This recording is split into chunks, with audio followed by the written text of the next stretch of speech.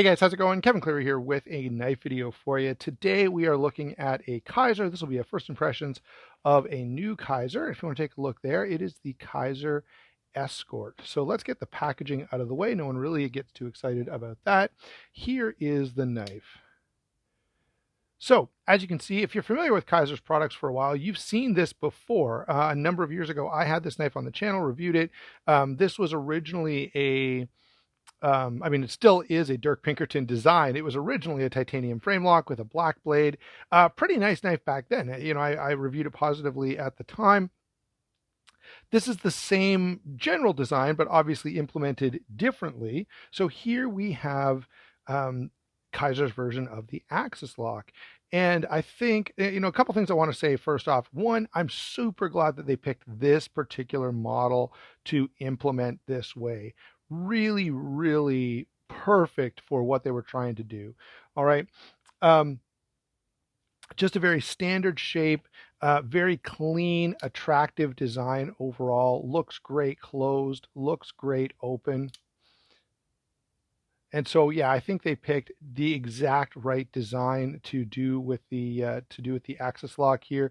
I even like the aluminum, and a couple of people I saw online complaining about the choice of aluminum, but I think aluminum scales are great. It's kind of fallen by the wayside. It used to be much more popular. The weird thing, anyway, we'll talk about that in a second, but nonetheless, I like the overall design. I like the choice of aluminum. There is a purple, I believe it may be purple micarta available, and micarta would be a nice option as well.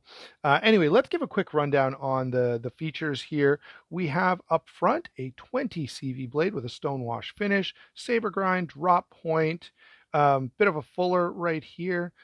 Pretty nice looking blade, and of course that comes directly from the Pinkerton. The original Pinkerton design had, essentially this exact blade on it. This will be a little bit different to accommodate the different locking mechanism in terms of this end of the blade, but great blade, thumb stud deployment, and of course we've got this axis lock. Now, one thing I do want to point out that I think is great, and thinking of first impressions, what made an impression on me is that this knife ships, if I can finally get into it. If you've seen these, there's a number of layers here, but it ships with some extra hardware. That is a really, really great touch. And so should it ever happen that an Omega spring breaks, and in my experience, it's rare. I've never had a Benchmade Omega spring break, but I've heard stories of them breaking, and I've heard stories of people having a hard time getting an Omega spring from Benchmade. In fact, they often request that you send the knife back to them. However, Kizer kind of cuts that off at the pass and just sends Omega springs right away with the knife, which I think is a really, really cool little added detail. Okay, so should those ever fail, you've got backups in there for you, which is fantastic. In terms of how this design feels and functions, it is exceptionally good. As you can see, drops shut so nicely. This is a truly excellent implementation of the axis lock system. I don't know what Kizer calls it in their knives, but it doesn't really matter. It works really, really well. This is on bearings, and for a plain standard EDC knife, I don't think bearings are necessary. It's enjoyable to have that fidget factor, and there's a lot of fidget factor here. This is a super fun knife, and certainly the ball bearings contribute to that, but I don't feel they would be necessary. I would have been just as happy if these were phosphor bronze washers, and it might have taken a little bit of the cost off of the knife. Moving through the rest of the knife, so we've talked about the blade, we've talked about the action, bearings, we've got these aluminum scales. Now, stainless steel liners here seem a little unnecessary. Like, aluminum is a perfectly sufficient material for making a knife handle out of.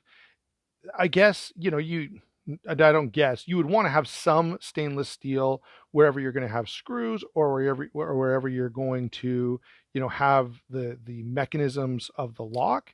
But you could have easily milled out a section here, put that stuff in, and then had the rest of the handle be made out of aluminum. Now, as I say that, and as I'm listening to myself, I realize, there's probably extra cost involved in that machining, and so perhaps that's why they went this route to keep costs a little lower. By the way, as we're talking about the handle and the handle construction, you can see There doesn't seem to be, I guess there is some milling internally. Let's see if I can show it to you. Probably catch a little bit of it there, and I'll turn it this way. So there is some milling internally to cut down on some of that weight. Again, guys, I can't tell you how good this action is. So satisfying. The detent is really nicely dialed in, which is actually a little hard to do on an axis lock knife, but they've done such a great job here. It just wants to fly out as soon as you put a little bit of pressure on that thumb stud. Really, really great. So sorry about that. I lost track of, lost my train of thought because the action was so good. Moving over here, we've got a hole for a lanyard if you're that kind of guy.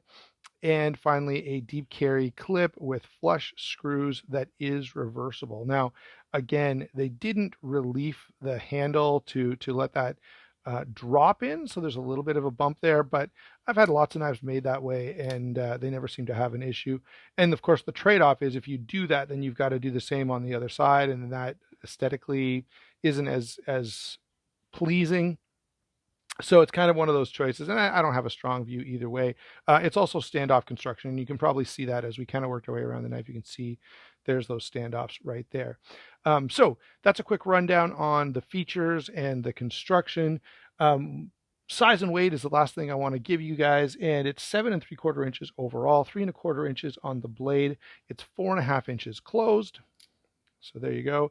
And this is such a joy to open and close, guys. I cannot get over how good this is.